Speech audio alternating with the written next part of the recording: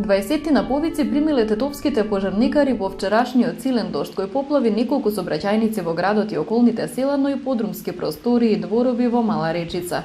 Интервенирале во извлекување заглавени комби возила во кои имало повеќе патници. Испомпувањето на водата од подвозниците продолжи и денес, додека екипи од комуналното претпријатие ги чистеа шахтите од насобраниот песок.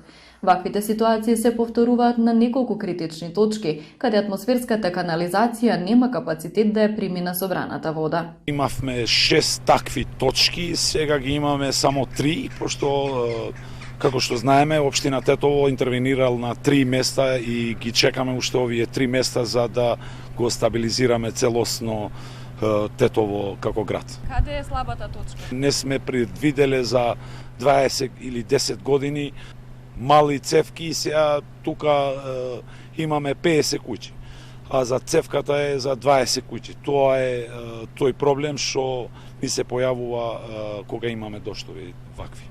Секој пообилен дожд предизвик за возачите во Тетово.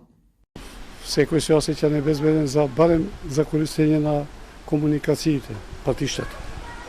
Инаку кој што живее во зграда на повисоки катови нема толку проблем. Треба да се работи на планот на решавање на овој проблем и да секогаш кога има дожд не бидеме поплавени нонстоп и нонстоп да се плашиме за сигурноста при возењето. Од општина Тетово велат дека имаат подготвени проекти за населбата Деребој и за подвозникот кон село Фалише, но реализацијата доцне поради ревизија. Доцнењата се резултат на процесот на ревизија, која е важен чекор за да се обезбедат високите стандарди и имплементација на овие проекти. Чекаме завршување на овој процес, пошто ќе биде издадена дозволата за почетокот на градежните активности. Општина Тетово е посветена на тоа се да се одвива според процедурите и во согласност со законските регулативи, за да се обезбеди квалитетен и долгорочен развој на нашата заедница.